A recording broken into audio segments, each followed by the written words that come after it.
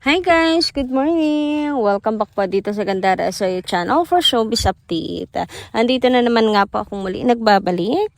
Ang nagmamaganda na yung kachismosang Kimpao, wala na nga pong iba. Ang lokaret na si Gandara SRU upang magatid po sa inyo ng latest update and fresh happenings patungkol kina Kim Chiu and Paolo Avellino. And para sa araw na to, ang tatalakayin nga natin at pag-uusapan ay patungkol nga po dito sa malaking balita na sumambulat sa mga Kimpaulan siya, mga kakipin. Kaya naman tumutok lamang po kayo hanggang dulo ng ating update. Anyway, sa mga hindi pa po nakaka-subscribe sa ating channel bago po tayo magsimula, pakiclick lang po muna tayo natin subscribe button at notification bell na dyan sa baba para mag-updated kayo sa mga susunod natin chika. At simulan nga natin itong ating pong balitaan sa pamamagitan ng pagbabasa ng comment. So, ang comment na to ay nagmula po kay Miss Lin Chen. Shoutout po sa inyo at magandarang umaga. Sabi niya rito, baka nga nasa South Korea na siya doing another project. Tahimik siya with another leading lady. May susunod project yan pagkatapos yung kay Nadine. Baka yan na yung uli kung totoo na nasa Korea na siya. Ay, naku, nakakaloka naman to mga kakimpaw. Miss Lin Chen, huwag kayong masyadong, nagkukos ng kapraningan ng ating mga seniors. Kasi yung iba talagang mabilis, mga kakipi. Mabilis mapraning eh. Kapag meron pong mga naririnig na balita kagaya nito, 'di ba? So si Paolo Avellino totoo naman talaga na tahimik mga kakimpaw. Pero it doesn't mean na mayroon na po siyang ginagawang project with another leading lady kasi alam po natin na project na gagawin ni Paolo ay with Kim Chiu. Wala naman pong ibang napapabalita na gagawin siyang project with other leading ladies.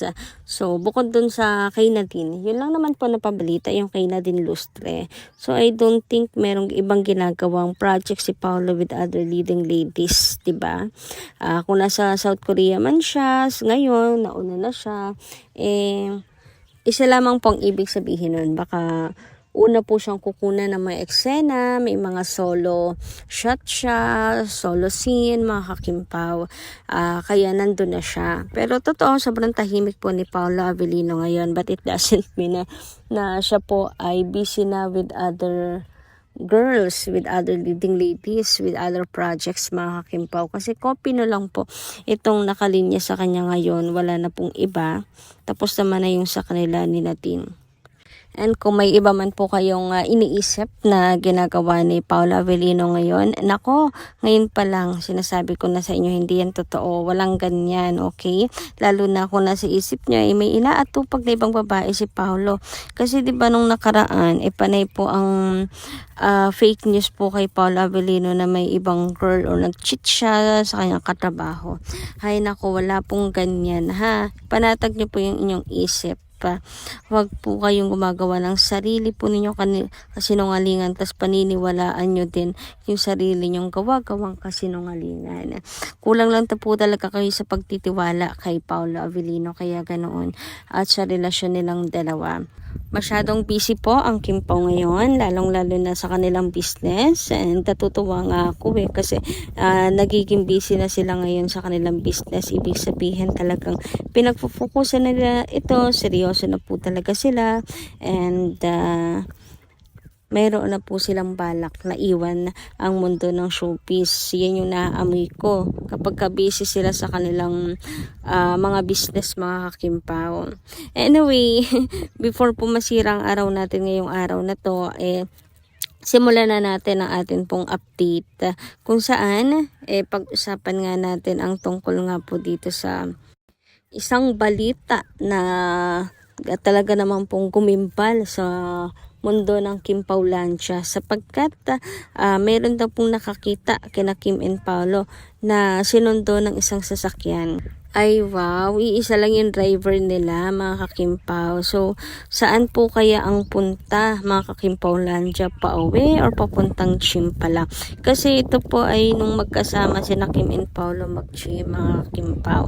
Siguro, ayun ay iisa na lang yung inuuwian, kaya ganun daw. Yun yung mga chikang kumakalat Kasi sinundo po sila ng driver po. Kung kaninong driver, kay Paolo ba or kay Kim, mga kakimpaw. So ito, pakinggan nyo nga po ang chika ni Ray Pumaloy.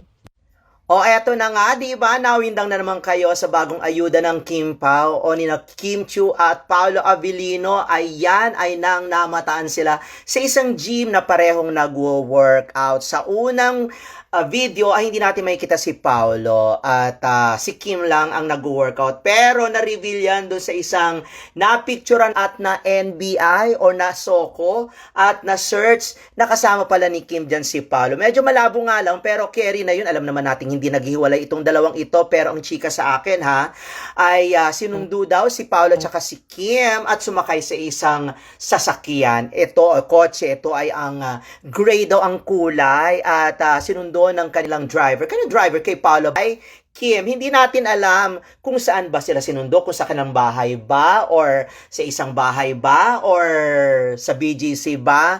Kasi nga daw hindi na daw nakatira doon si Paolo sa Pasig at itong si Kimi ay hindi na rin raw. So, saan sila umuuwi na magkasama or isa lang bahay na? Well, hayaan nyo na kung saan sila umuwi, kung sila man ay magkasama or nakatira na sa isang bahay. After all, talaga namang hindi naman sila talaga pwede nang maghiwalay dahil hinahanap nila ang isa't isa. Katulad nga ang sabi ni Poca Rafael, sabi niya gano'n na kapag nawala doon sa paningin ni Paolo si Kimi, hinahanap niya at pinupuntahan. Ganon din naman si Kim kay Paolo, hinahanap at pinupuntahan din. Yan po ay sa Love Kim Po World Tour. Diyan yan sa US at Canada. At isa ring matibay na resibo, di ba, na hindi na sila pwedeng maghiwalay, ay doon nga sa France. Masaya naman itong dalawang ito at hayaan natin na namnamin nila ang kanilang pag-iibigan. At syempre, ito nga si Paolo hindi rin nagpaawit sa kanyang ganap. O, di ba, sinuportahan niya ng Kim Po International na siksiklig-lig ang pondo. O, gano'n. Ito naman si Kimi, nako, sa Showtime naman ay hindi na nagpahinga mula nang dumating galing ng New York. Diretso na yan sa Showtime at rumampa na kaagad after a few days sa may event dyan sa Pure Gold. O, parang hindi na papagod si Kim, ano? Todo giling at todo saya. O, di ba, super ngiti. Ayun na nga ang Kim Pao International. Pangmalakasan din kayo, te. Sana magbigay din naman kayo sa amin ni Don Don. Charot. At abangan natin, ang bagong designs ng mga bag ni Kim dyan sa House of Little Bunnies Philippines. Ang gaganda doon ng mga design. O, di ba, mga kakimpaw, narinig nyo yun? Talagang lagi silang magkasama and sinundo na isang driver. Kaya naman, sa mga nega dyan na nagsasabi na kung ano inatupag ni Paolo since busy ngayon si Kimi, naku, hindi po yan totoo. Kasi nga, gusto nila lagi po silang dalawa na magkasama. Laging UB side ni silang dalawa. Naku, doon pa lang sa French, di ba? Napatunayan na yan. Hindi ko lang alam bakit yung iba, mabilis pong makalimot sa mga nangyayari. Gusto kasi araw-araw bago. Araw-araw bagong balita, araw-araw bagong ayuda para hindi makalimot. Yung gusto nila paulit-ulit lang yung mga nangyayari, mga kakipi. Nakakalimutan nila kapag hindi po ulit na ulit, mga kakimpaw. Anong gusto nyo? Araw-araw nilang silang nasa France. Ganon, nakakaloka naman, di ba? So basta napatunayan na yan ng Kimpaw. At huwag nyo namang kalimutan na napatunayan na yan ng Kimpaw. Huwag tayong paulit-ulit. Anyway, sabi naman po dito ni Miss Corazon Reyes, kaya nga nagtataka ako, parang hindi lang gusto sa tulog ni Kim. Tas sobrang pagod, kulang sa pahinga. Ganyan naman talaga mata niya, kala mo parang parating maga. Hindi naman mugto. Ganda-ganda nga niya ngayon Kahit pagpunta ng Zamboanga, ganda. No makeup, simple lang. Pero ang ganda din niya. Nako, totoo po yan, mga madam. Well, yung tungkol naman sa Di Alipay, parang kulang nga lang po siya sa pahinga at tulog, mga kakipi. At the same time, di ba, ng mga panahon na yun, kaya ang dami po talaga niyang problema, nagkasunod-sunod. Din yung panahon na problema nilang dalawa ni Ate Lakam, di ba? Kaya hindi nakapagtataka kung namaya talaga si Kim Chiu doon. Pero nakabawi naman na yung katawan niya. Siguro kasi, ayun nga, stress-free na rin si Kimi, kahit papaano. Kasi yung mga bashers naman, ano na lang yan sa stress ni Kim, kumbaga 30% na lang. Pero pagdating sa problemang pamilya, mga kakimpo, aba 100% na stress talaga yan. Kaya si Kim ngayon na siguro nabawasan na, 30% na lang yung stress niya ngayon, nakakabawi-bawi yung katawan niya, mga kakimpaw. So, sobrang ganda talaga ni Kimi po, even without makeup. Kahit pa sabihin na mumugto ang mata niya or maga, may mga ganun lang po talaga, pero bagay naman po kay Chinita Princess. Samantala, dumako naman po tayo dito sa comment ni Miss Annalyn Hiccup. Sabi po niya rito, pag si Paolo ang may lakad, kailangan niya isama ang kanyang wife para walang sumingit na iba. Mababantayan niya. Basta ako, may isang event last year, isinama niya talaga si Kim. Sinundo niya. Siguro, 'di ba, sabi nga nila, ayan, pinakilala na. Ganyan ang mga kasamahan niya, na lalo yung sa main sa Cavite. Ayan. Talagang pinakilala na po, mga kakimpaw. Isinama talaga niya si Kim. And basta pag team panatag ka talaga, mariremind ka talaga sa lahat ng mga ganitong klaseng balita. Pero kapag hindi ka panatag, ay nako, parang kailangan pong i-remind, mag-remind sa kanila. Nakakaloka. Nakakapagod din minsan. But anyway, hanggang dito na lang po muna ating update. Maraming salamat po sa inyong pakikinig. Kita-kits po tayo muli ng mga susunod natin, chika. Maraming salamat at ingat po kayo palagi.